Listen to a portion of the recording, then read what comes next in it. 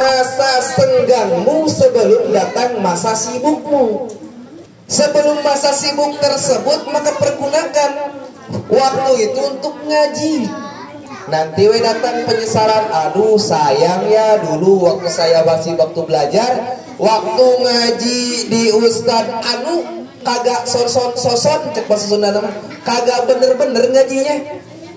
Sekarang baru kerasa udah punya anak, udah punya suami, udah punya istri, gak bisa ngajarin.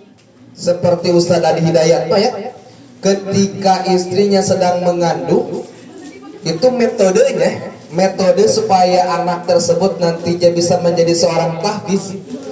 Lagi dalam buayan itu senantiasa diperdengarkan ayat-ayat Al-Quran. Diperdengarkan ayat-ayat Al-Quran.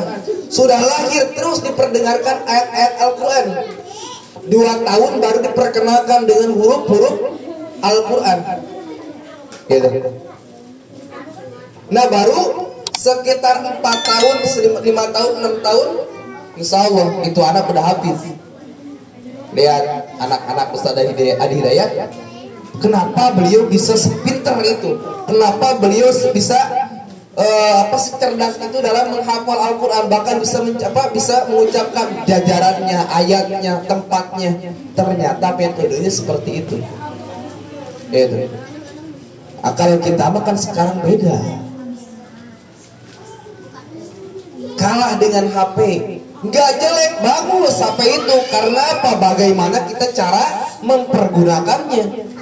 Karena HP ini bisa kita gunakan sebagai alat untuk kebaikan. Karena apa? Semua yang ada di HP, semua yang kita tanyakan ada di HP.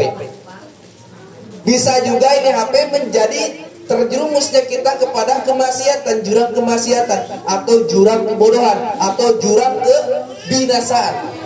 Karena apa? Karena di dalam HP semuanya ada. Maka dari itu pergunakan HP itu sebagai HP yang bisa membawa kemanfaatan kepada kita. Kan sekarang ya anak 2 tahun udah di bukan jadi nuna nenek. Kan dulu mah anak orang tua dulu kalau misalkan anak lagi saya bukan dikasih HP, tapi apa? Anak jaha ning nang ning segitunya. Pak, ciduk pak, jadi senyum lagi.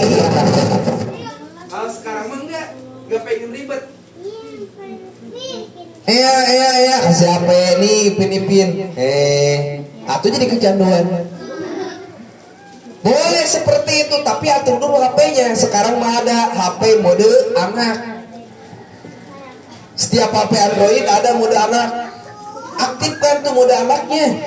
Jangan seperti kita hari ini gitu, yang kita sering pakai. Jangan. Ada mode anak, aktifkan mode anak. Jadi anak itu tidak bisa leluasa. YouTube, download YouTube-nya jangan YouTube yang biasa, tapi download YouTube Kid. Jadi pelajaran-pelajaran bagi anak doang gitu. Maka di situ bisa saring, karena anak mah apa yang dia, apalagi seorang anak itu kan pasti banyak rasa penasarannya banyak banget. Gitu. Maka ingin tahu terus. Karena dia itu masa-masa belajar, ingin tahu. Maka kita sebagai orang tuanya, sebagai orang yang ngerti, kakaknya misalkan, kalian punya adik, coba belajar, didik adik kita. Dek, jam segini jangan dulu pegang HP ya. Ngaji dulu, ngaji. Nanti kalau misalkan udah ngaji baru pegang HP. Dek, jangan dulu pegang HP ya, mandi dulu sana. Ini mah datang-datang sekolah baru HP. Tapi kita juga sebagai kakaknya jangan. Dek, jangan dulu pegang HP ya, ngaji dulu, ngaji. Kita lagi pegang HP. Oh, kata adiknya teh, kakak kok enggak? Tuh bisa ngebalikin. Contohin, ya, bukan hanya memerintah tapi contohin. Gitu. Terus bahkan nih ada cerita Syekh Hasan bin Ziyad. Beliau Syekh Hasan bin Ziyad belajarnya pada umur berapa tahun coba? Syekh Hasan bin Ziyad beliau belajar ilmu agamanya sejak umur 80 tahun.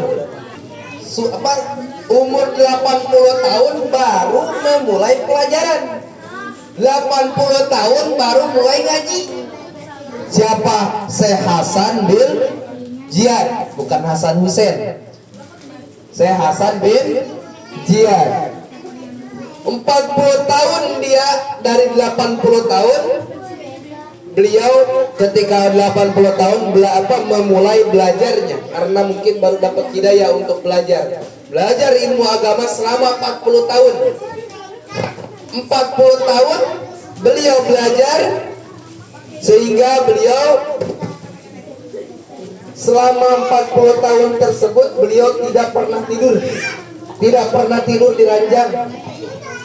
Gitu. Tidak pernah tidur di ranjang, terus baca, belajar, yang dipelajari di sekolah, belajar lagi di rumah, yang dipelajari di pengajian, belajar lagi, baca lagi di rumah, terus kayak gitu.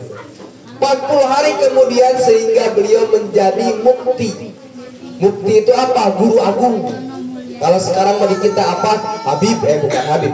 Kalau sekarang mau kita Bayai, Mama Ajengan, Abuya, itu mufti disebutnya. Ya, jadi guru agung, guru besar. Gitu. Beliau 40 tahun. Berarti umurnya lebih daripada 140 tahun, 160 tahun ya. 80 tambah 40, 120, berarti 160 tahun beliau hidup. Masya Allah ya. Itu karena apa? Kayengnya, ada niat di dalam diri untuk belajar. Gitu ya.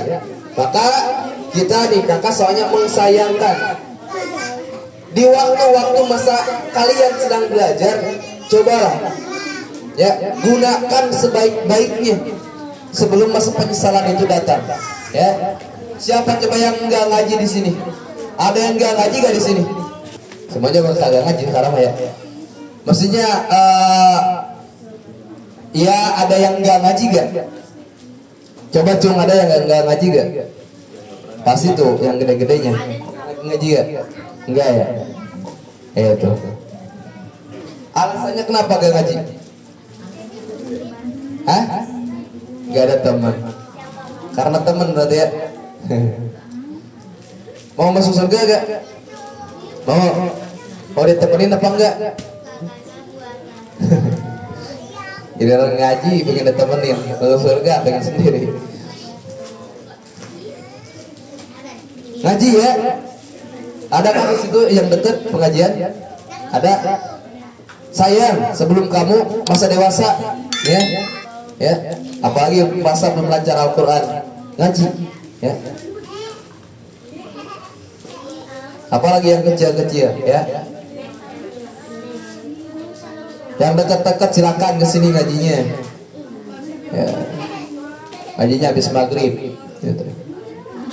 Sampai jam 9. Itu ya, yang dekat-dekat boleh kesini, yang jauh-jauh silakan. Di tempat-tempatnya pasti ada pengajian ngaji ya. Siap gak? Hei, siap gak? Mulai lagi ngaji, siap?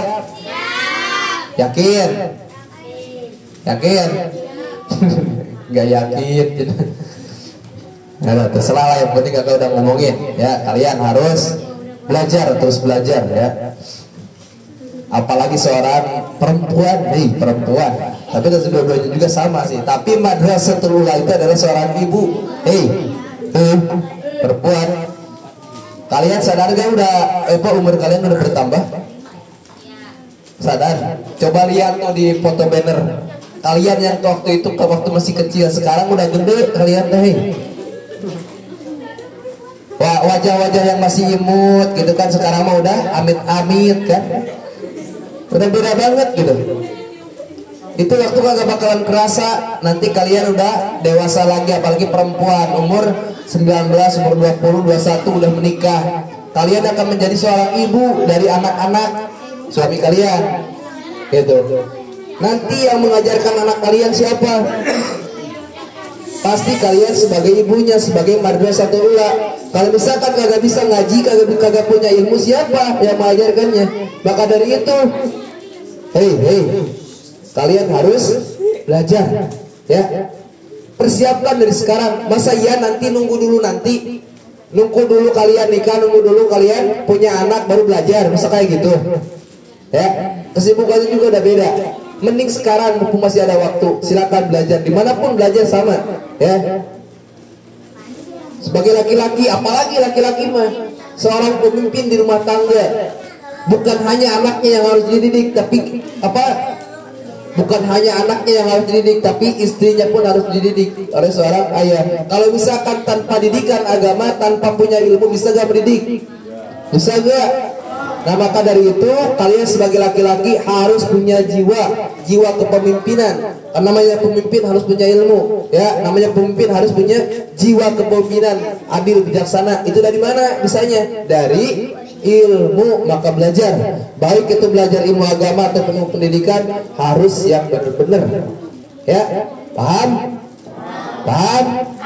Paham. Shadaqallahul adzim.